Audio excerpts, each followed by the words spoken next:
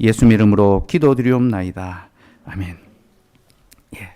하나님의 말씀 창세기 9장 20절에서 27절 말씀입니다.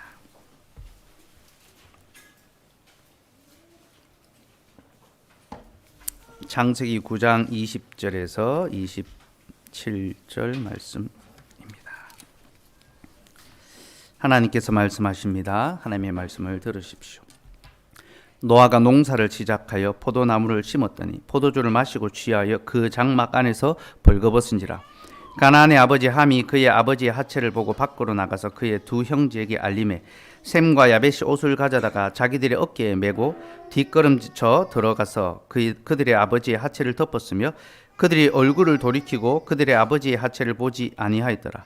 노아가 술이 깨어 그의 작은 아들이 자기의 행한 일을 알고 이에 이르되 가나안은 저주를 받아 그의 형제의 종들의 종이 되기를 원하노라고 또 이르되 셈이 하나님 여호와를 찬송하리로다. 가나안은 셈의 종이 되고 하나님이 야벳을 창대하게 하사 셈의 장막에 거하게 하시고 가나안은 그의 종이 되게 하시기를 원하노라 하였더라.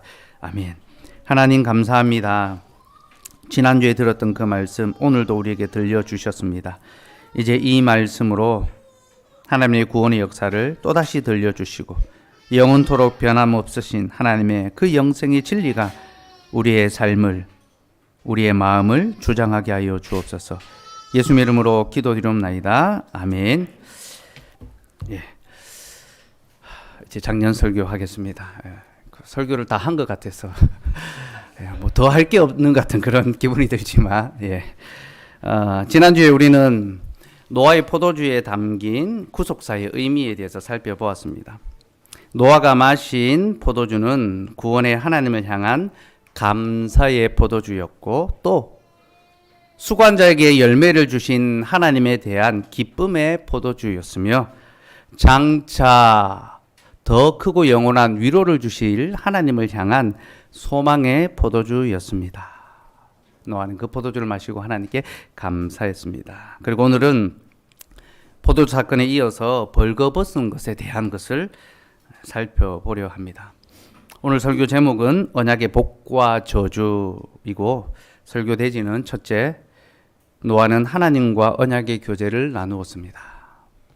둘째, 대적은 하나님과의 언약적 교제를 비웃었습니다. 셋째, 그리스도는 언약의 복과 저주를 성취하셨습니다. 입니다. 첫째, 노아는 하나님과 언약의 교제를 나누었습니다. 21절 말씀 같이 읽읍시다. 시작. 포도주를 마시고 취하여 그 장막 안에서 벌거벗은지라. 노아는 포도주를 마시고 취하여 장막 안에서 벌거벗었습니다. 우리는 이것을 노아의 술주정으로 생각하기 쉽지만 이것은 술주정이 아닙니다. 노아는 자기의 장막 안에서 옷을 벗었습니다. 자기의 장막 안에.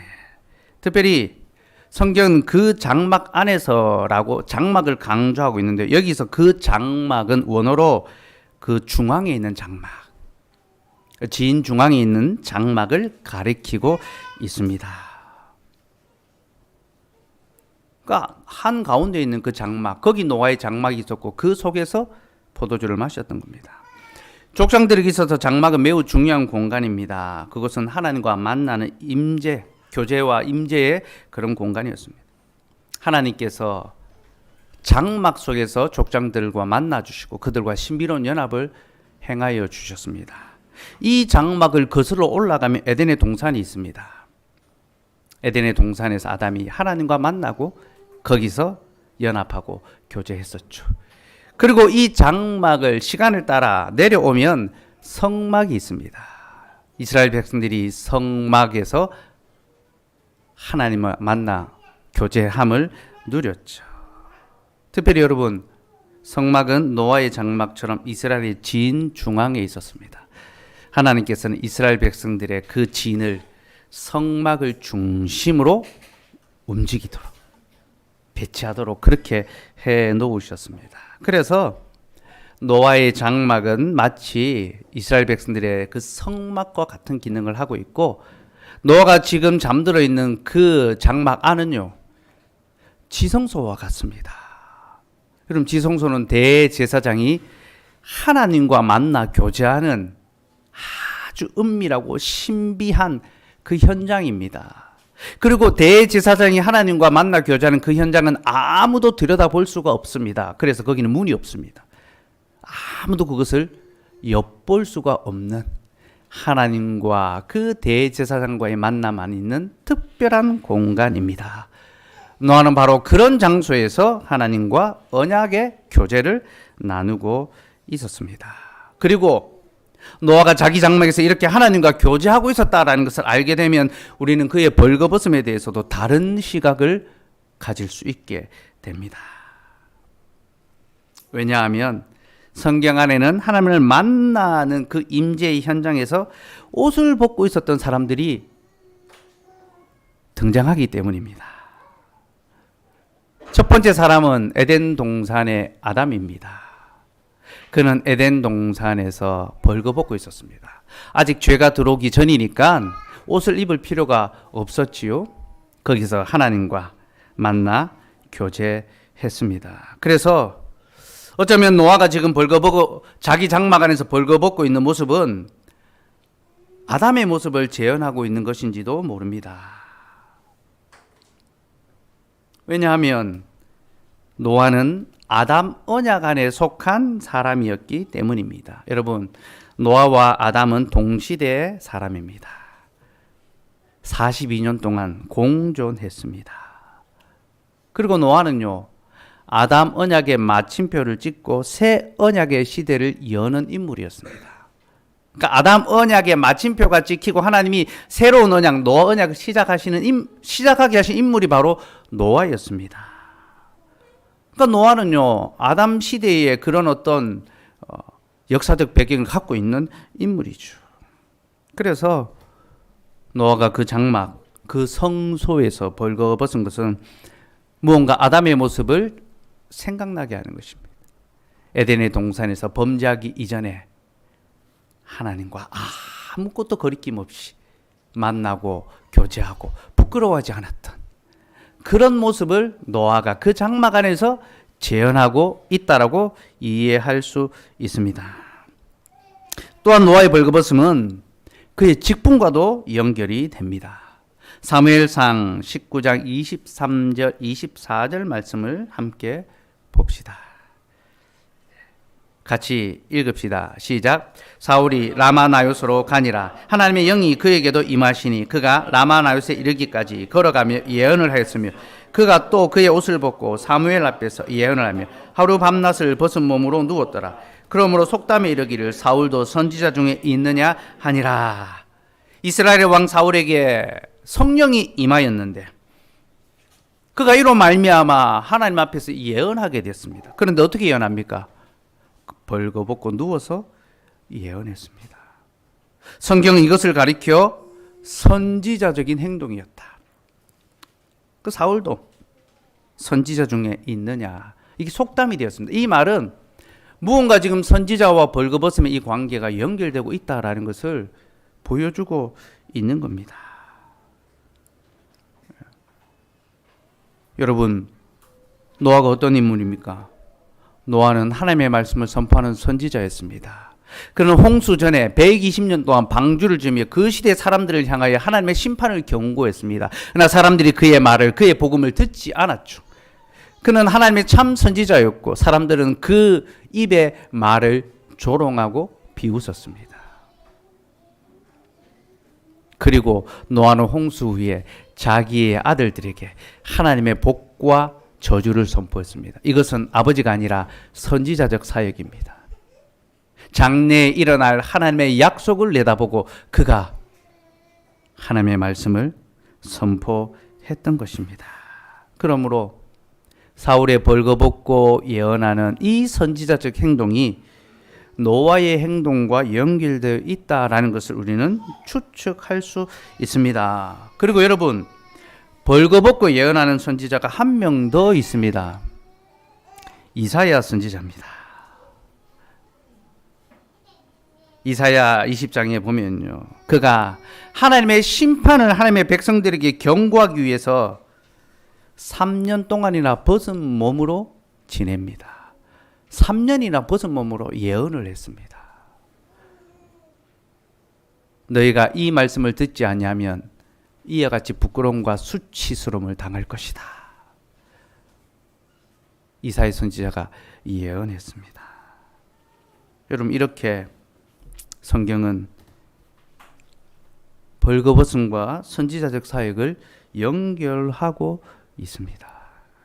그러니 우리는 노아의 벌거벗음 역시 선지자적 사역의 한 측면으로 이해할 수 있습니다. 그는 하나님의 성소에서 하나님과 언약의 교제, 신비한 연합, 마치 부부가 서로 동침하는 것처럼, 그 침실에서 서로 동침하는 것처럼 하나님과 동침, 교제했으며, 또한 그는 선지자로서 하나님의 말씀을 선포하고 예언했습니다. 그렇게 노아의 그 행동이 하나님과의 언약적 교제라는 것을 기억하시고요. 둘째로, 대적은 하나님과의 이 언약적 교제를 비웃었습니다. 노아가 하나님과의 언약적 교제를 나누며 깊이 잠들어 있을 때 이 모습을 조롱하고 비웃는 자가 있었습니다. 함이죠. 함은 아버지의 벌거벗은 모습을 보고 조롱했습니다. 22절 말씀 봅시다. 같이 읽읍시다. 시작. 가나안의 아버지 함이 그의 아버지의 하체를 보고 밖으로 나가서 함은 아버지의 벌거벗을 보고 조롱하고 또 그렇게 비웃었습니다. 특별히 여기 나오는 보고, 아버지 하체를 보고 할 때 이 본다라는 동사는요, 우연히 지나가면서 한번 보는 것을 가리킨 것이 않습니다. 이것은 자세히 반복적으로 그리고 즐기면서 본다라는 그런 의미가 있습니다. 즉 지금 함은 아버지의 하체를 우연히 본 것이 아니라 고의적으로 아주 자세히 들여다보면서 이것을 즐기고 있습니다. 아주 비웃고 있는 거죠. 그렇죠? 이것은 함의 실수가 아니라 함의 악함을 보여주고 있습니다. 그는 아버지를 조롱하고 있습니다. 노아가 지금 술 취한 것은 자기 기분에 취한 것이 아닙니다. 그는 구원의 하나님을 인하여 감사함으로 기쁨의 포도주를 마셨습니다. 자기와 자기의 가족을 구원해 주셨고 수고로이 농사지은 그 포도의 열매가 맺히게 하신 하나님께 감사함으로 기쁨의 포도주를 마셨는데, 함은 그러한 아버지의 행동을 비웃고 조롱하고 있었던 것입니다. 그리고 여러분, 그의 이러한 행동은 단순히 아버지를 조롱하는 것이 아니라 하나님을 조롱하는 것과 같습니다. 함의 조롱은 아버지가 아니라 하나님을 향한 것입니다. 여러분, 하나님께서 아버지들에게 권위를 주시고 그에게 순복을 요구하는 이유가 무엇입니까? 이것이 곧 자신을 향한 순복이기 때문입니다. 하나님은 가정에 부모를 두시고 교회에 직분자를 두시고 직장에 상사를 두시고 국가의 위정자들을 두시고 그들에게 순복을 요구하십니다. 그리고 이것을 통하여 우리가 하나님께 순복할 수 있게 해 주십니다. 그러니 우리는 이 하나님의 질서를 잘 지켜야 됩니다. 거슬러서는 안 됩니다. 하나님이 정하신 짝을 사람이 바꿀 수 없는 것처럼 하나님이 정하신 질서를 사람이 임의대로 바꿀 수가 없습니다. 하지만 여러분, 우리는 이 질서에 순복하는 것을 참 잘하지 못합니다. 우리는 권위에 순복하며 겸손히 그 아래에 머무르는 것을 잘하지 못하는 자들입니다. 여러분, 우리가 잘 못하는 것들이 참 많이 있지만요, 더욱 못하는 것 중에 하나가 순복입니다. 남편과 아내 사이에 있는 그 질서와 부모와 자식 사이에 있는 그 질서, 직분자와 성도 사이에 있는 질서와 세상 가운데 있는 그 사람 사이의 질서를 우리는 순복하기보다 저항하고 거스르며 또 우리 위에 있는 권위자들의 연약함을 빌미로 그들의 권위를 약화시키려고 합니다. 여러분, 우리가 뒷담화 잘 합니다. 그죠? 아내는 남편을 향하여, 자식은 부모를 향하여, 직장에서 상사를 향하여, 국가 이정자를 향하여 우리는 쉽게 또 교회의 직분자를 향하여 쉽게 뒷담화를 합니다. 그들이 인간이기 때문에 연약함이 있을 수 있고 실수함이 있을 수 있죠. 그러나 그것을 빌미로 그들의 권위를 약화시키려 드는 것은 하나님이 기뻐하시는 것이 아니며 우리는 이것이 죄악된 우리의 본성이라는 것을 알아야 합니다. 우리 아내들 모임할 때 나누었죠. 남편의 자녀의 허물과 문제는 그 가정 안에서 다뤄야 되지. 공개적으로 드러내고 알리라고 주어진 것이 아니다. 우리는 입으로 권위를 인정하고 존중하고 높여줄 수 있어야 합니다. 하지만 함은 그렇게 행하지 않았고 그는 이로써 자신의 죄악된 본성을 드러냈습니다. 하지만 여러분, 함에게는 아직 기회가 있었습니다. 하나님 앞에서 돌이킬 수 있는 기회가 있었습니다. 우리도 마찬가지입니다. 우리는 늘 넘어지기 쉬운 연약한 존재들입니다. 하지만 우리가 우리의 잘못을 인정하고 돌이킨다면 하나님께서 우리에게 회복의 기회를 허락해 주십니다. 함에게도 그 기회가 주어졌지만 그는 그 기회를 스스로 걷어차 버리고 맙니다. 그는 아버지의 벌거벗음을 보고 밖으로 나가서 그 형제들에게 알렸는데요. 여기서 알린다라는 단어는 단순히 상황을 설명하는 것을 가리키는 것이 아닙니다. 이 알린다라는 말에는요, 배반한다, 선포한다라는 그런 뜻이 있습니다. 무슨 말입니까? 함이 지금 아버지를 배역하고 있는 것입니다. 그리고 아버지의 그 모습을 선포하고 있습니다. 아주 악하게 선포하는 거죠. 아버지의 그 모습에 대해서. 여러분, 이것은 선을 넘은 행동입니다. 이것은 단순히 아버지의 권위에 대한 도전이 아니라 하나님이 행하신 구원의 사역을 조롱하고 업신여기는 것과 같습니다. 노아가 하나님의 구원 사역으로 인하여 기뻐하며 그렇게 잠이 들어 있는데 함은 바로 그 모습을 조롱하고 배교하고 거짓 복음을 선포하고 있는 것입니다. 이는 하나님의 구원 사역을 향한 조롱이고 반역입니다. 그리고 여러분, 이러한 함의 모습은 지금도 여전히 재현될 수 있다는 것을 기억하셔야 합니다. 무엇이 함의 모습을 재현하는 것입니까? 직분자가 하나님의 말씀을 선포할 때에 그 말씀을 업신여기고 가벼이 귓등으로 듣고 거부하는 것. 그게 바로 함의 모습을, 함의 행동을 재현하는 것과 같습니다. 여러분, 우리는 우리에게 선포되는 하나님의 그 구원의 말씀을 어리석게 여기서는 안 됩니다. 부끄럽게 여기서는 안 됩니다. 십자가의 복음이 우리의 모든 죄를 다 사하였다는 그 생명의 말씀을 들을 때 이것을 가치 없는 것처럼 여기고 우스운 말처럼 여겨서는 안 됩니다. 그렇게 하는 것은 하나님의 구원 사역을 조롱하는 것이고 또한 결코 넘지 말아야 할 선을 넘어서는 것과 같습니다. 우리는 우리가 멈춰야 될 경계 지점이 어딘지를 잘 알아야 합니다. 사랑하는 여러분, 우리가 살아가다 보면 때때로 믿음이 약해질 때가 있습니다. 마음이 흔들릴 때가 있죠. 하나님의 말씀의 은혜를 받지 못하고 그 구원의 은혜가 감사가 안 될 때가 있습니다. 이게 뭐가 감사가 되지? 이게 나에게 무슨 유익이 있단 말인가? 그런 생각이 들 때가 있습니다. 목사님 말씀이 전에는 너무 잘 들렸는데 이제는 막 안 들리고, 여러분 제 설교가 잘 안 들리고 은혜가 안 되면 다 여러분의 책임입니다. 제 책임 아닙니다. 왜냐, 하나님의 말씀은 항상 참되며 은혜롭기 때문입니다. 그 말씀이, 그 구원의 은혜가 감사함으로 받아들여지지 않을 때가 있습니다. 정말로 하나님께서 내 삶에 함께 하시고 나를 도우시는가? 그런 의심이, 그런 마음이 들 때가 있습니다. 그래서 점점 경건 생활이 약해지고 예배 생활도 소홀해지고 교회 생활과 성도의 교제도 심드렁해질 수 있습니다.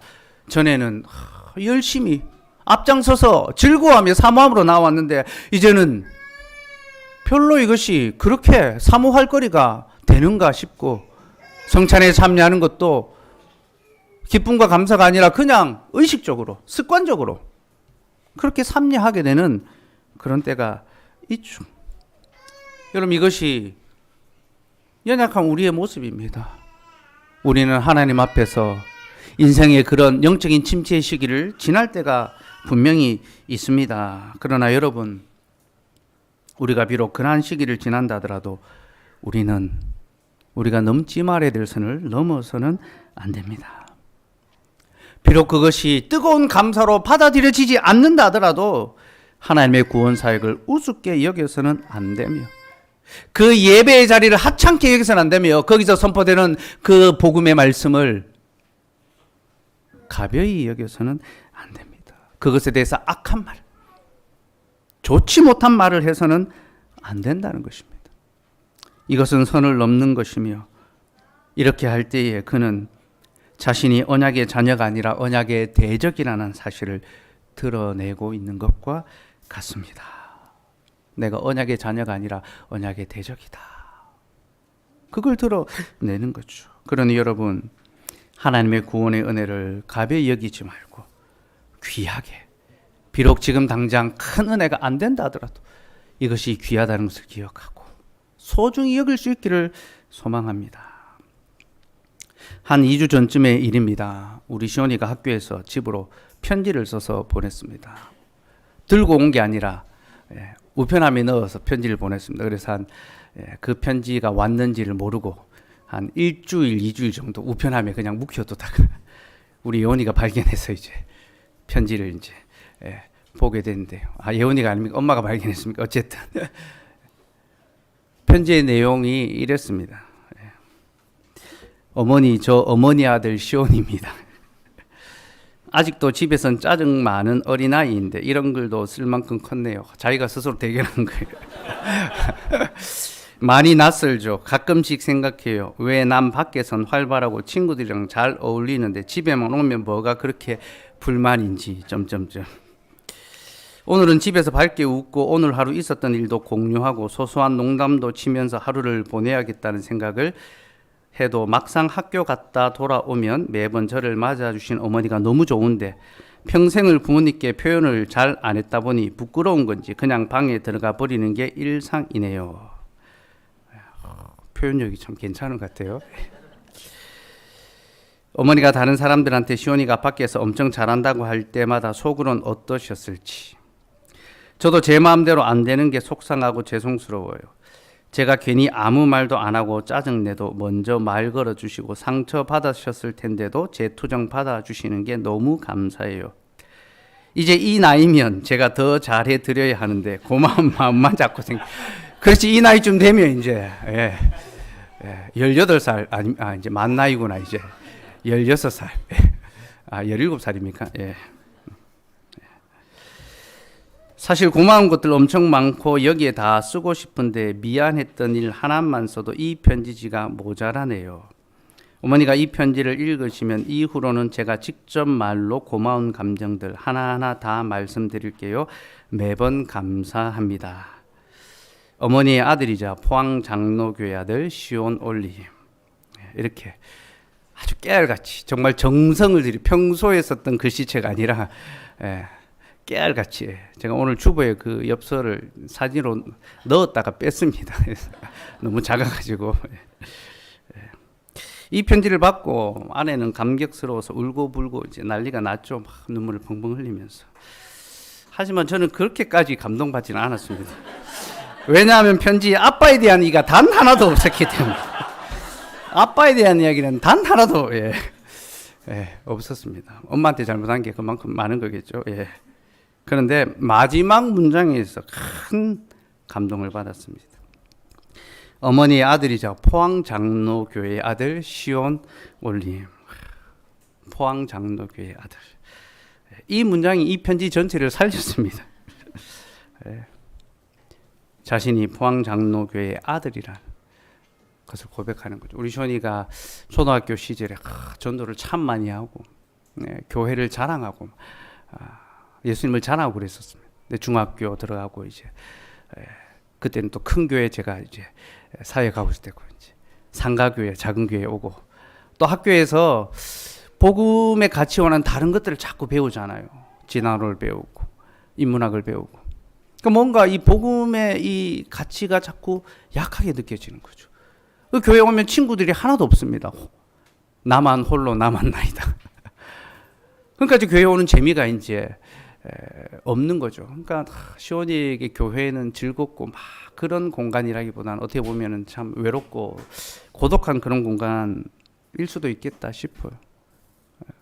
제 마음 속에도 그런 늘 미안함이 있고 또 시온이 또 교회 생활을 참 즐겁게 풍성히 누리지 못하는 것 같아서 또 고민도 되고 했는데 또 마지막에 포항 장로교회의 아들 여전히 자신을 교회의 아들로 생각하고 있고 지나가면서 들어도 그 말씀이 그 마음에 남아있구나. 우리가 교회의 자녀라는 그 사실. 여러분 너는 내 자녀다라고 말해주는 거 자녀에게 엄청난 자존감이 생기죠. 그죠? 너는 하나님의 자녀고 너는 교회의 자녀다. 그 말이 우리에게 엄청난 위로와 또 소망과 또 그 자존감. 때때로 믿음이 하나도 없는 것처럼 보이고 때때로 격렬하게 저항하고 반역하는 것처럼 보이고 그런 시기를 지나간다 하더라도 그 안에 복음의 약속이 심겨져 있는 사람은 자신의 잘못을 뉘우치고 돌아오고 하나님의 권위 앞에 부모의 권위 앞에 순종하며 그렇게 설 수 있는 거죠. 여러분 우리는 자주 넘어지고 실수합니다. 우리의 마음과는 다른 행동들을 곧잘 하곤 합니다. 때때로 말씀의 은혜에 전혀 감사하지 아니하고 하나님이 세우신 권위자들에게 순복하지 아니하고 저항하고 반역하지만 우리가 우리의 이런 연약함을 인정하고 우리를 돌이킬 때 우리는 우리가 함의 자녀가 아니라 언약의 자녀라는 사실을 다시 확인하게 됩니다. 우리 속에 언약의 자녀의 그 증거를 여러분 찾아내시기 바랍니다. 셋째, 그리스도는 언약의 복과 저주를 성취하셨습니다. 모든 상황이 정리된 후에 상황을 파악하고 노아는 함을 저주하고 셈과 야벳을 축복했습니다. 이것은 언약의 복과 저주를 선포하는 것으로 노아는 한 가정의 아버지로서가 아니라 교회의 직분자로서 이 일을 행하고 있습니다. 그는 하나님의 구원 사역을 비웃는 자들에게는 저주를 선포했으며 그 구원 역사를 존중하는 자들에게는 복을 선포했습니다. 여러분, 하나님의 말씀에는 언제나 복과 저주가 있다는 것을 기억하십시오. 그 하나님의 말씀을 구원과 생명의 말씀으로 기쁘게 받아들인 자에게는 복이 임할 것이지만 그 말씀을 받지 않는 자들에게는 하나님의 심판과 저주가 임하게 될 것입니다. 특별히 셈과 야벳은 하나님의 구원 역사를 존중함으로 하나님의 복을 받게 됐습니다. 그들은 아버지가 조롱을 받자 이것을 슬퍼하며 아버지의 하체를 덮어 주었습니다. 특별히 그들은 아버지의 옷을 가져다가 자기들의 어깨에 메고 뒷걸음질 쳐서 들어가 그 아버지의 하체를 덮었습니다. 이것은 아버지의 권위를 인정하는 것과 함께 그들이 하나님의 구원 역사를 존중하고 있다는 것을 보여주고 있습니다. 또 그들이 얼굴을 돌렸다는 것은 자신들에게 보도록 허락되지 않은 것을 보지 않겠다는 바로 그런 표현입니다. 이는 곧 하나님이 정하신 선을 넘지 않겠다라는 거죠. 여러분, 우리에게 허락되지 않은 것은 하지 않을 수 있어야 합니다. 이 땅을 살아가며 우리에게 허락되지 않은 것들이 있습니다. 악을 행하는 것, 거짓을 행하는 것, 죄를 범하는 것, 허락되지 않은 것입니다.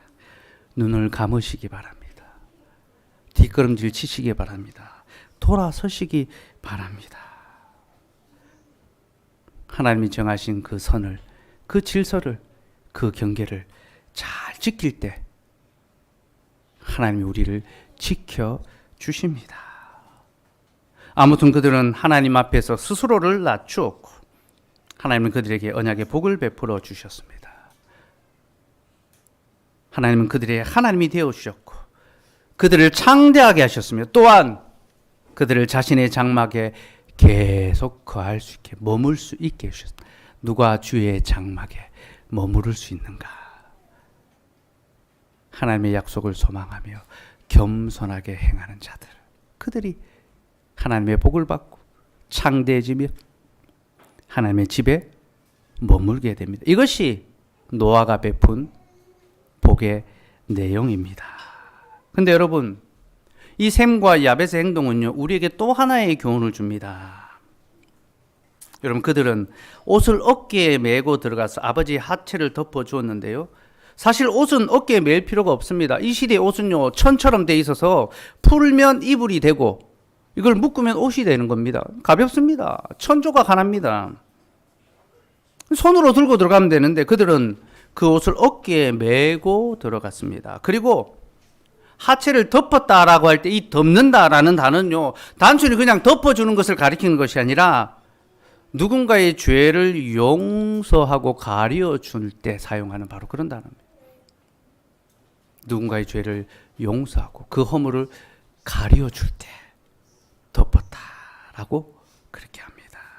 그래서 여러분, 이들의 행동은 우리에게 두 가지 교훈을 주는데, 첫째는 노아가 비록 완전한 자로서 하나님의 구원사에게 동력자로 부름받았지만 그 역시 하나님의 은혜가 필요한 죄인이라는 사실을 보여줍니다.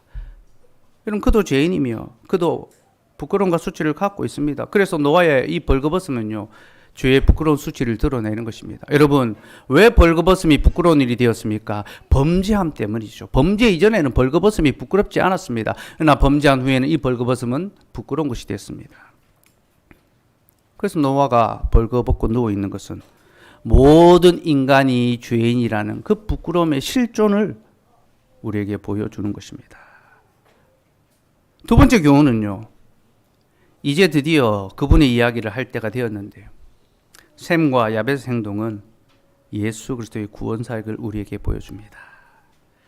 여러분, 셈과 야벳이 그 어깨에 옷을 메고 들어가서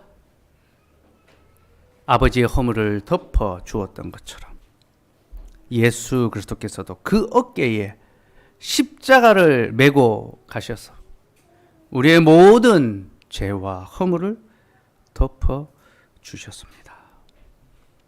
이것이 예수 그리스도의 십자가가 보여주는 하나님의 구원의 은혜입니다. 우리는 다 범죄한 자들이며 우리는 다 죄의 부끄러움을 갖고 있습니다. 여러분, 하나님 앞에서 우리의 벌거벗은 몸이 부끄러운 것이 아니라 우리의 그 부끄러운 삶과 죄악된 모습이 진짜 부끄러움입니다. 모든 사람은 하나님 앞에 벌거벗은 채로 드러나게 될 것입니다. 우리가 다 그렇게 부끄러운 자들인데 그리스도께서 하나님 앞에 벌거벗은 채 서 있는 우리에게 자신의 옷을 입혀주시는 거죠. 그리스도의 보혈로 속죄의 은혜를, 의와 거룩의 옷을 덧입혀 주시는 겁니다. 이것이 바로 십자가의 복음입니다. 그런데 여러분, 주님이 우리의 죄와 허물을 덮어주시기 위하여 주님이 친히 모든 부끄러움을 담당하셨다는 것을 기억해야 됩니다. 우리의 수치를 덮어주시기 위하여 주님은 스스로 수치를 짊어지셔야 했습니다. 여러분, 우리는 왜 주님이 십자가에 달려 돌아가셨는지를 생각해 봐야 합니다. 죄인들을 죽이는 방법에는 여러 가지가 있었습니다. 로마 시대에도 여러 가지 사형의 제도가 있었습니다. 하지만 주님은 여러 가지 방법 중에 십자가형에 달려 돌아가셨습니다. 주님이 십자가에 달려 돌아가신 것은 우리에게 두 가지 교훈을 주는데, 첫째는 그 십자가가 우리의 죄의 비참함을 보여주기 때문입니다. 그럼 십자가형은요, 사람을 벌거벗겨서 죽이는 형벌입니다. 벌거벗겨서. 이것은 죄인들에게 더욱 수치를 주기 위함입니다. 너희의 죄가 얼마나 부끄러운지 아느냐. 사람들 앞에서 부끄러움을 드러내기 위해서. 그게 십자가형의 수치입니다. 벌거벗음의 수치죠. 제가 예전에 심장에 문제가 좀 있어서 병원에 응급실에 실려간 적이 있습니다. 구급차를 타고 막 위급 상황에 이제 세명기독병원에 이제 갔는데 이미 병원끼리 연락이 다 돼서 의사들, 간호사들이 대기하고 있더라고요. 그래서 드라마나 영화에 보면 이제 구급차 도착하면 막 빨리 막 그 침대에 막 옮기고 막 실어가지고 이동하고 있잖아요. 그걸 이제 막 했습니다. 그 심장에 통증이 있으니까 그렇게 이제 막 급하게 이제 응급실로 들어가니까 커튼을 탁 치더라고요. 커튼을 딱 치고 그 안에 막 의사들, 간호사들이 막 몰려들어서 급하게 막 약을 먹이고 뭐 주사를 놓고 피를 뽑고 막 하는데요. 근데 저한테 제일 먼저 했던 일이 제 옷을 다 벗기는 겁니다. 그리고 수술복을 다 갈아입히더라고요. 그리고 급하게 이제 수술실로 들어가서 이제 혈관이 막힌 심근경색 증상으로 진단이 돼가지고 이제 혈관 조영술을 한다고 이제 그렇게 이제 마취를 하고 이제 동맥을 뚫어서 이제 관을 삽입을 한다고 그렇게 했었는데요. 그때 제가 다 정신이 있었습니다. 제가 한 사람이 그 인간으로서 갖고 있는 존엄과 이 명예가 있잖아요. 그죠? 제가 옷을 갈아입을 수 있도록 배려하고 하면 되는데 응급 상황이 되니까 뭐 그런 게 전혀 없더라고요. 다짜고짜 옷을 벗기고 환자복을 갈아입히는데 그때 저는 참 다시는 아파서 응급실 오면 안 되겠다 생각합니다. 이게 얼마나 부끄럽고 수치스러운가. 그리고 예수님의 십자가를 생각해 보았습니다. 저는 응급실에 칸이 쳐져서 겨우 몇 명 있는 데서도 참 부끄럽게 부끄러움을 당했는데 주님은 십자가 위에서 모든 사람들이 보는 앞에서 부끄러움의 수치를 겪으신 겁니다. 그렇게 주님이 우리의 모든 부끄러움을 다 짊어지심으로 우리에게 영광과 존귀와 그 거룩함을 더딥혀 주신 겁니다. 둘째로 이 십자가는 우리에게 언약의 저주를 보여줍니다. 율법에 의하면 나무에 달리는 것은 하나님의 저주를 받아 죽은 것과 같습니다. 그래서 예수님이 십자가에 달리신 것은 그가 하나님의 저주를 받아 죽었다는 것을 보여주고 이 죽음은 우리가 받아야 될 저주를 주님이 대신 받으신 것을 가리킵니다. 갈라디아서 3장 13절 말씀 같이 읽읍시다. 시작. 그리스도께서 우리를 위하여 저주를 받은 바 되사 율법의 저주에서 우리를 속량하셨으니 기록된 바 나무에 달린 자마다 저주 아래 있는 자라 하였습니다. 나무에 달린 자는 저주 아래, 십자가에 달려 죽는 자는 하나님의 저주로 죽는 것인데 이 저주는 주님이 받을 것이 아니라 우리가 받을 저주를 주님이 대신 담당하시고 우리의 모든 저주의 마침이 되셨다는 것입니다. 사랑하는 여러분, 우리는 다 함의 후손과 같아서 악하며 교만한 자들입니다. 그게 우리의 실질입니다. 그래서 우리는 언약의 복이 아니라 저주를 받아 마땅한 자들입니다. 우리는 셈과 야벳이 아니라 함의 계열에 서 있는 자들입니다. 그러나 여러분, 그 함에게 임한 저주를 누가 받으셨습니까? 예수 그리스도께서 다 받으셨습니다.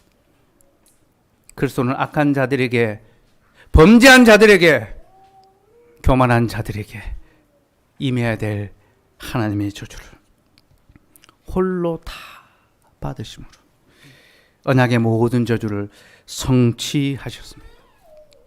그리고 그는 셈의 하나님이 되셔서 우리에게 언약의 복을 나누어 주십니다. 사랑하는 여러분, 이것이 바로 십자가의 복음이며 이것이 바로 예수 그리스도의 구원의 은혜입니다. 가장 영광스러운 분이 가장 부끄러움을 당하셨고 가장 존귀하신 분이 가장 비천한 자가 되셨습니다. 그리고 버러지와 같은 우리, 가치 없고 비천한 우리를 영광과 존귀로 관을 씌워 주시고 하나님의 자녀로, 은혜의 자녀로, 언약의 복된 자녀로 우리를 불러주셨습니다. 그러니 여러분, 우리가 어찌 이 언약의 복음을 부끄럽게 여길 수가 있겠습니까? 하찮게 여길 수 있으며 별것 아닌 것처럼 대할 수가 있겠습니까? 십자가의 도가 멸망하는 자들에게는 미련한 것이지만 구원을 얻는 우리에게는 하나님의 지혜와 능력이라는 것을 여러분 아셔야 합니다. 여러분, 십자가의 복음이 여러분에게 어떤 자리를 점하고 있습니까? 내가 세상을 향하여 자랑할 것들을 찾아볼 때에 복음은 몇 번째 순위를 차지하고 있는지, 지금 내 삶을 이끌어가고 있는 원동력과 나를 계속 살게 하는 그 소망의 힘이 무엇으로부터 나오는지를 돌아보시기 바랍니다. 혹 십자가의 복음이, 예수 그리스도의 이름이 우리에게 부끄러운, 창피한, 조금은 자랑하고 싶지 않은 그런 것들은 아닌가 돌아보십시오. 여러분, 복음에는 수치심이 있습니다. 세상 사람들로부터 무시당하고 조롱당하고 외면당할 수 있는 그 가치가 복음 안에는 있습니다. 왜냐하면 그들은 그 속에 담긴 하나님의 지혜를 알지 못하기 때문입니다. 그러나 참 언약의 자녀들은 그 수치 안에 담긴 복음의 영광을 바라봅니다. 그리고 정말로 부끄러운 것은 우리 자신들이고 이 세상의 것들이고 하나님의 영원한 복음과 하나님의 언약의 자녀로 살아가는 우리가 너무나 영광스럽고 너무나 자랑스럽고 너무나 복되다라는 것을 우리는 인정할 수밖에 없습니다. 그러니 여러분, 잠시 지나가는 이 세상의 것들을 자랑하지 마시고, 물질 있다가 없는 것입니다. 지금 조금 부하다고 그것으로 안심하고 자랑하지 마십시오. 사회적 지위, 사람들이 나를 어떻게 불러주는 것, 우리가 더 높은 자리, 더 성공하는 자리에 올라가고 사람들로부터 더 인정받는 것, 그것이 우리의 자랑의 거리가 될 수가 없습니다. 도리어 우리는 그리스도 때문에 세상에서 미움의 거리와 조롱의 거리와 어리석은 자와 고난과 핍박을 받게 되는 것을 자랑스러워하며 그것을 기뻐할 수 있어야 합니다. 그렇게 하나님의 복음만을, 십자가 복음만을 자랑하며 선포하며 증거하는, 귀히 여기는 저와 여러분의 삶이 되기를 간절히 소망합니다. 기도하겠습니다. 하나님, 오늘 언약의 복과 저주의